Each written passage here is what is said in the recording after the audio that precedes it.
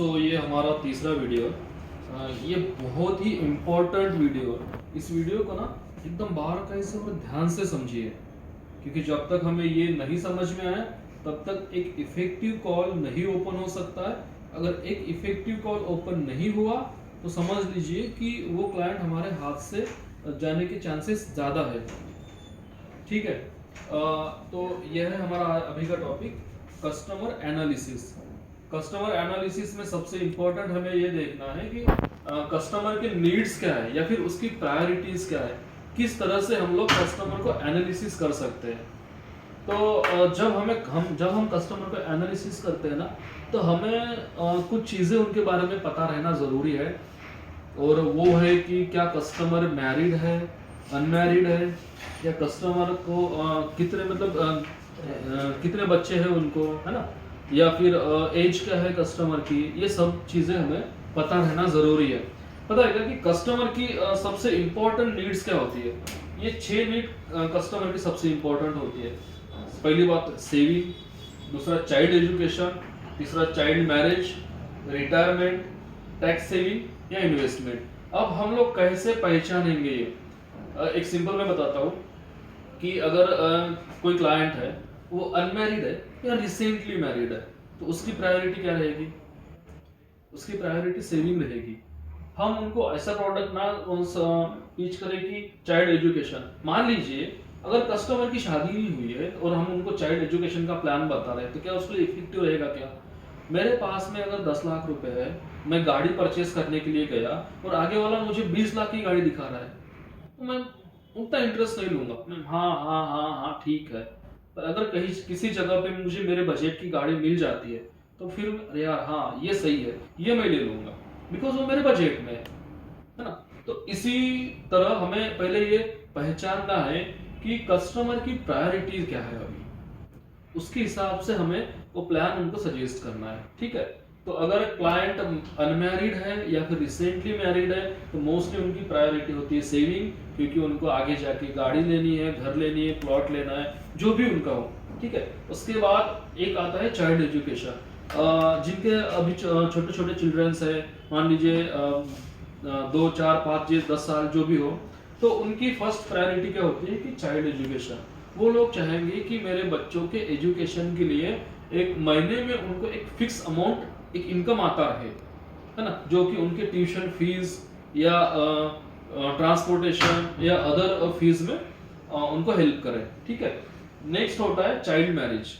अब child marriage कब ध्यान में आता है कि जब क्लाइंट के बच्चे थोड़े से बड़े हो जाते हैं, एक 10 15 20 साल के, तो अब वो क्या करते हैं कि उनको तो पता होता है कि 25 साल बाद शादी करनी है बच्चों की, 28 साल बाद शादी करनी है। तो वो क्या करते हैं कि थोड़ा थोड़ा पैसा अभी से जमा करना चालू कर देते हैं, क्योंकि शादी ब्याह के वक्त एक बड़ा अमाउंट चाहिए होता है ना। तो वो थोड़ा थोड़ा अमाउंट अभी से जमा करना चालू करते हैं। तो ये नीड हमें उनकी पहचाननी है, उसके हिसाब से हमें ये प्लान देना है। नेक्स्ट आता है रिटायरमेंट प्लानिंग। अभी कैसा है कि 2005 के बाद जो भी लोग गवर्नमेंट में लगे, तो मोस्टली उनको अभी पेंशन नहीं मिलता है, और प्राइवेट वालों को तो वैसे भी पेंशन नहीं मिलता है। तो कैसा है कि जब तक हम लोग काम कर सकते हैं या फिर जब तक हमारे हाथ पैर चल सकते हैं, तब तक हम लोग कमा सकते हैं, मोस्टली 60 58 60 साल तक, है ना। उसके बाद क्या?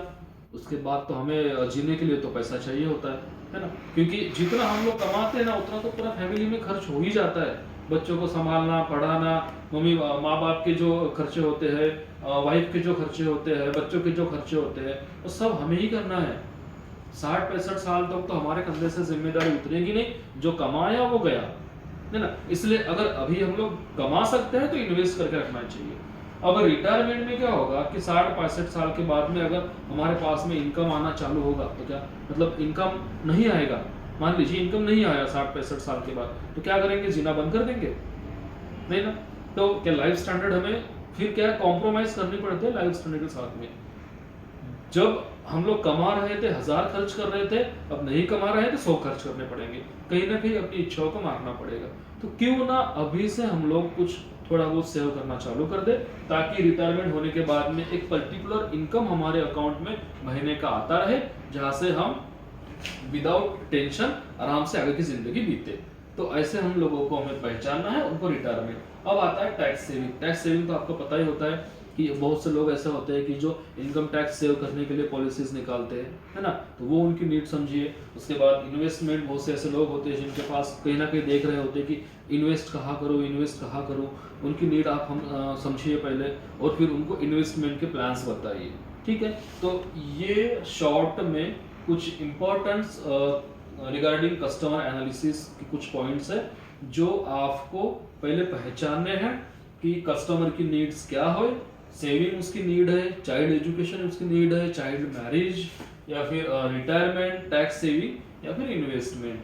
ठीक है, इस अगर मेरे वीडियोस कुछ ज़्यादा फास्ट हो रहे हैं, कुछ नहीं समझ में आता है, तो आप मुझे बताइए, हम लोग 1 to 1 एक प्रॉपरली बैठकर डिस्कस करते हैं इसके ऊपर। ओके, सो आप ये इस वीडियो को थोड़ा सा ध्यान से देखिए और ध्यान से पढ़िए, हो सके तो नोट्स बनाइए।